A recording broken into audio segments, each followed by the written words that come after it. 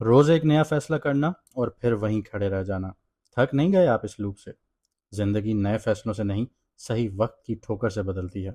अगर वाकई देखना है कि आपका वक्त कब बदलेगा, तो ख्यालों से निकलिए और उस आतिश को देखिए जो सब कुछ बदल सकती है, यानी सन का ट्रांजिट।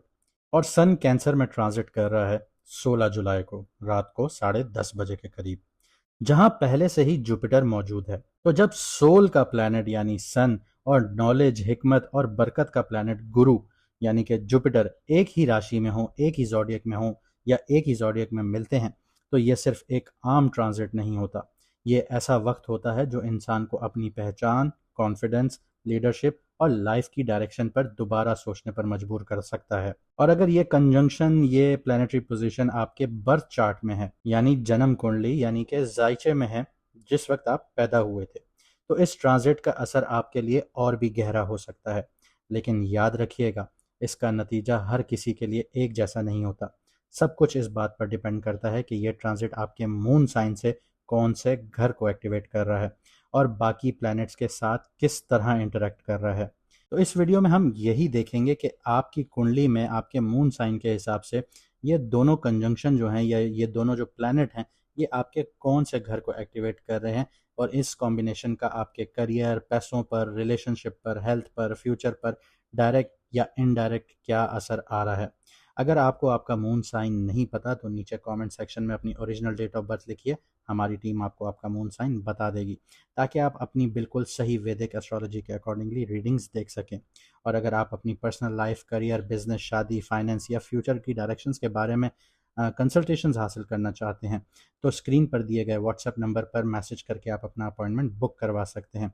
याद रखिएगा, 50% फ़ी ऑफ है फॉर अ लिमिटेड टाइम, और स्लॉट्स जो हैं वो बिल्कुल लिमिटेड होते हैं।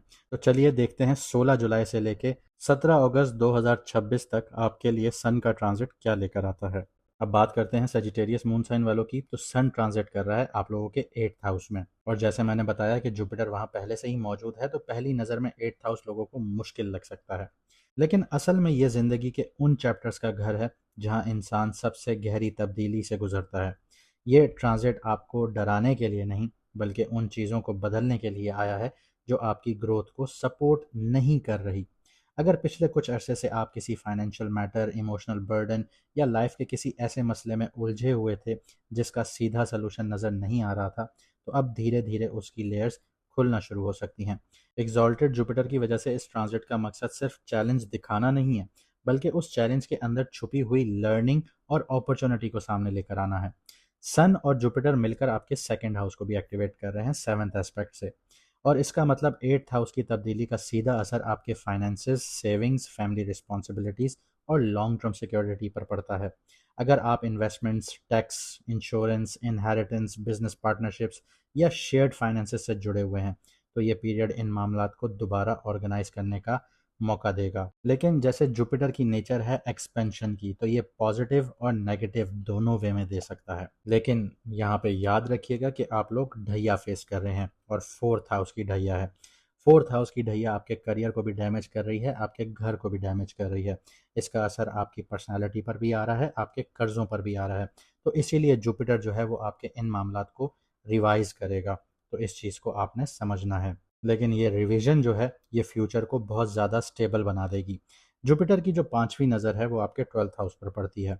अब 12th हाउस इस वजह से फॉरेन कनेक्शंस आपको देना शुरू करेगा, ओवरसीज़ अपॉर्चुनिटीज़ मिलना शुरू होंगी, स्पिरिचुअल ग्रोथ होगी, रिसर्च या पर्दे के पीछे जो चलने वाले आपके काम हैं, प्रोजेक्ट्स हैं, वो एक्टिवेट होना शुरू हो जाएंगे।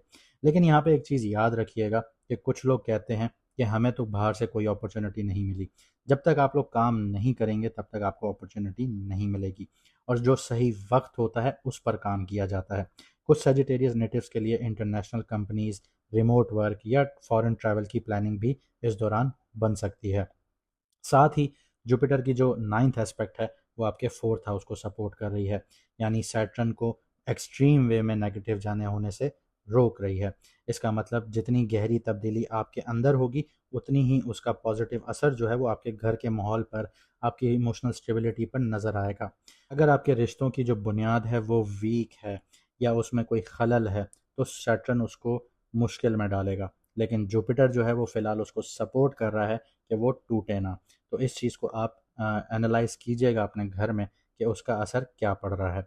लेकिन जुपिटर का जो आपका 8th हाउस में बैठना है वो आपको फैमिली के साथ पुरानी जितनी भी गलतफ़हमियाँ हैं वो दूर करने का मौका दे रहा है। प्रॉपर्टी प्लानिंग या घर से रिलेटेड किसी इंपॉर्टेंट डिसीजंस का इम्कान यहाँ पर आ सकता है। तो जितनी भी आपकी मिसअंडरस्टैंडिंग्स हैं उन पर बैठ के आप लोग गुफ्तगू कीजिए, बात कीजिए, ताकि मिसअंडरस्टैंडिंग्स ख़त्म हों।